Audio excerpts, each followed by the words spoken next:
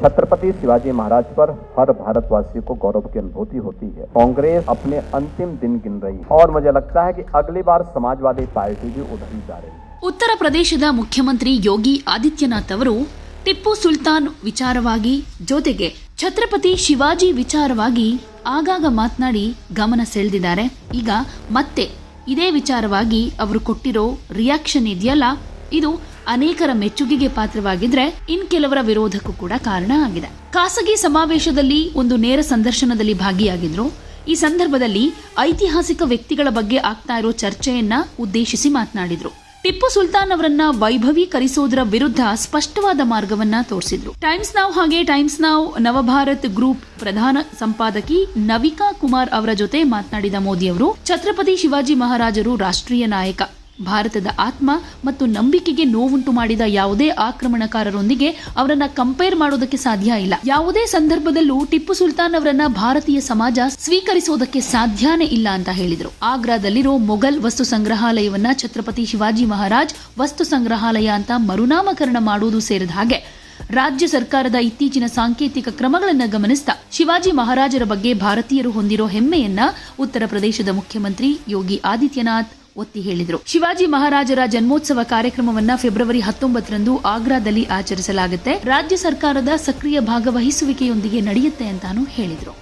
ಶಿವಾಜಿ ಮಹಾರಾಜ್ ಹಾಗೆ ಟಿಪ್ಪು ಸುಲ್ತಾನ್ ನಡುವೆ ಹೋಲಿಕೆಗಳನ್ನ ಸೆಳೆಯೋದಕ್ಕೆ ಪ್ರಯತ್ನಿಸ್ತಾ ಇರೋ ಕೆಲವು ವಲಯಗಳಲ್ಲಿ ಚರ್ಚೆಗಳು ನಡೀತಾ ಇರೋದ್ರ ಮಧ್ಯೆ ಯೋಗಿ ಆದಿತ್ಯನಾಥ್ ಈ ಹೇಳಿಕೆಯನ್ನ ಕೊಟ್ಟಿದ್ದಾರೆ. ಇದರಲ್ಲಿ ಅಧಿಕೃತ ಕಚೇರಿಗಳಲ್ಲಿ ಟಿಪ್ಪುವಿನ ಭಾವಚಿತ್ರವನ್ನ ಪ್ರದರ್ಶಿಸೋ ಪ್ರಸ್ತಾಪಗಳು ಸೇರ್ಕೊಂಡಿವೆ. ಸೊ ಅಂತಹ ಹೋಲಿಕೆಗಳು ಸ್ವೀಕಾರಕ್ಕೆ ಅರ್ಹವಲ್ಲ ಅಂತ ಹೇಳ್ಕೊಂಡಿದ್ದಾರೆ ಯೋಗಿ ಆದಿತ್ಯನಾಥ್. ಹಾಗೇನೆ ಕಾಂಗ್ರೆಸ್ ವಿಚಾರವಾಗಿ ಕೂಡ ಮಾತನಾಡಿದ್ರು. ಕಾಂಗ್ರೆಸ್ ತನ್ನ ಅಂತಿಮ ದಿನಗಳನ್ನ ಎಣಿಸ್ತಾ ಇದೆ. ಈಗಾಗಲೇ ಬಹುಮತ ಮುಕ್ತಾಯಗೊಂಡ ಹಾಗೆ ಕಾಣಿಸ್ತಾ ಇದೆ ಉತ್ತರ ಪ್ರದೇಶದಲ್ಲಿ. ಯಾಕಂದ್ರೆ ಶಾಸನ ಸಭೆಯಲ್ಲಿ ಅವರ ಪರವಾಗಿ ಗೆದ್ದ ಸದಸ್ಯರ ಸಂಖ್ಯೆ ತುಂಬಾ ಕಮ್ಮಿ. ಇನ್ನು ಮುಂದಿನ ದಿನಗಳಲ್ಲಿ ಸಮಾಜವಾದಿ ಪಕ್ಷ ಕೂಡ ಕಾಂಗ್ರೆಸ್ ಹಾದಿಯಲ್ಲೇ ಸಾಗ್ತಾ ಇದೆ. ನಮಗೆ ಅನ್ನಿಸ್ತಾ ಇದೆ 2024ರಲ್ಲಿ ಏನ್ ಚಿತ್ರಣ ಇತ್ತು, ಮುಂದಿನ ದಿನಗಳಲ್ಲಿ ಅದು ಇನ್ನೂ ಕಂಪ್ಲೀಟ್ ಚೇಂಜ್ ಆಗುತ್ತೆ. ಉತ್ತರ ಪ್ರದೇಶದ 10 ಉಪಚುನಾವಣೆಯಲ್ಲಿ 8 ಬಿಜೆಪಿ ಗೆದ್ದಿದೆ. ಜನರನ್ನ ದಾರಿ ತಪ್ಪಿಸೋದಕ್ಕೆ ಕೆಟ್ಟ ರೀತಿಯ ಪ್ರಚಾರವೇ ಇವರ ಮುಖ್ಯ ಅಸ್ತ್ರ ಅಂತ ತಿಳ್ಕೊಂಡಿದ್ದಾರೆ. ತಮ್ಮ ರಾಜಕೀಯ ಸ್ವಾರ್ಥಕ್ಕಾಗಿ ಸಮಾಜವನ್ನ ಜಾತಿ ಆಧಾರದಲ್ಲಿ ವಿಭಜಿಸೋದು, ತೃಪ್ತಿಪಡಿಸೋ ರಾಜಕಾರಣ ನಡೆಸೋದು, ಹಾಗೆ ಅಧಿಕಾರ ಬಂದ ಮೇಲೆ ಭ್ರಷ್ಟಾಚಾರದ ಮೂಲಕ ಯುವಕರು, ರೈತರು, ಮಹಿಳೆಯರು ಹಾಗೆ ಬಡವರನ್ನ ಮೋಸ ಮಾಡೋದು ಇವರ ನೀತಿಯಾಗಿದೆ ಅಂತ ಹೇಳಿದ್ರು. ಈ ಕಾರಣದಿಂದ ಇಂತಹ ಪಕ್ಷಗಳಿಗೆ ಜನ ಅವಕಾಶ ಕೊಡಬಾರದು ಅಂತ ಡಿಸೈಡ್ ಮಾಡಿದ್ದಾರೆ ಅಂತಾನು ಹೇಳ್ಕೊಂಡ್ರು.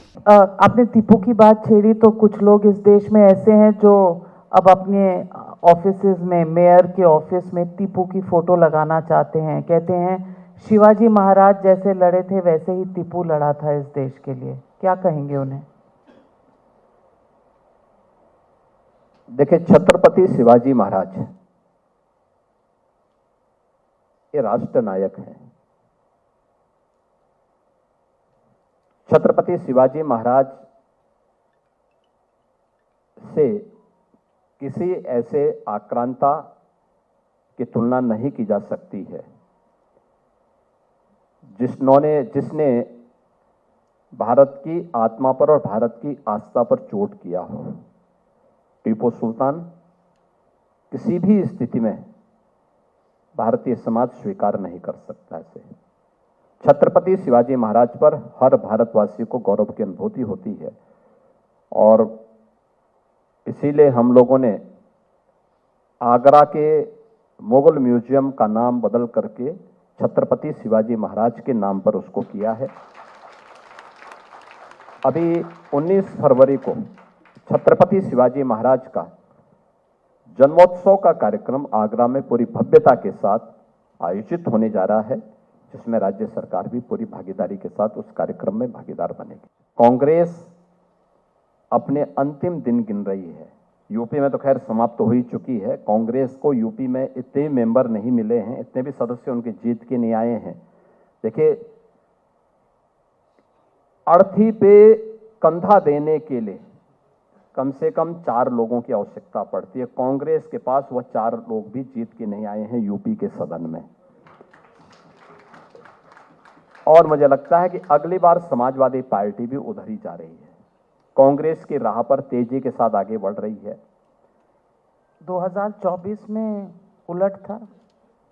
देखो 24 में संविधान के नाम पर और आरक्षण के नाम पर इन्होंने जिस प्रकार का दुष्प्रचार किया था, आज जनता समझ चुकी है। इसलिए उसके बाद जितने चुनाव हुए, यूपी के अंदर 10 उपचुनाव हुए, 10 में से 8 भारतीय जनता पार्टी जीती है।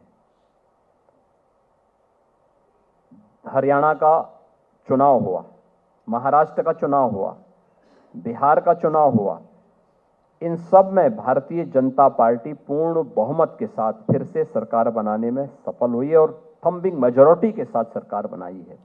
क्योंकि जनता जनार्दन समझ चुकी है कि दुष्प्रचार के अलावा इनके पास कोई दूसरा मुद्दा नहीं है। ये लोग अपने स्वार्थ के लिए समाज को जाति के नाम पर बांटेंगे, अपने राजनीतिक स्वार्थों के लिए तुष्टीकरण का खेल सत्ता में आने के बाद करेंगे और सत्ता में आने के बाद भ्रष्टाचार के माध्यम से यहां के नौजवानों के साथ, किसानों के साथ, महिलाओं के साथ, सबके साथ, गरीबों के साथ धोखा करेंगे। उस धोखे से अब हर व्यक्ति चाहता है कि हर प्रकार से इनको अवसर ही नहीं देना है जिससे इनको धोखा देने का अवसर प्राप्त हो। ಯಾವುದೇ ಸುದ್ದಿಯ ಅಪ್ಡೇಟ್ ಅನ್ನ ಮಿಸ್ ಮಾಡ್ಕೊಳ್ಬಾರ್ದು ಅಂದ್ರೆ ಈಗ್ಲೇ ಒನ್ ಇಂಡಿಯಾವನ್ನ ಸಬ್ಸ್ಕ್ರೈಬ್ ಮಾಡಿ. ನಿಮಗೆ ಬೇಕಾದ ಭಾಷೆಯಲ್ಲಿ ಎಲ್ಲಾ ಸುದ್ದಿ ತಿಳಿಬೇಕು ಅಂದ್ರೆ ಒನ್ ಇಂಡಿಯಾ ಆಪ್ ಅನ್ನ ಡೌನ್ಲೋಡ್ ಮಾಡ್ಕೊಳ್ಳಿ.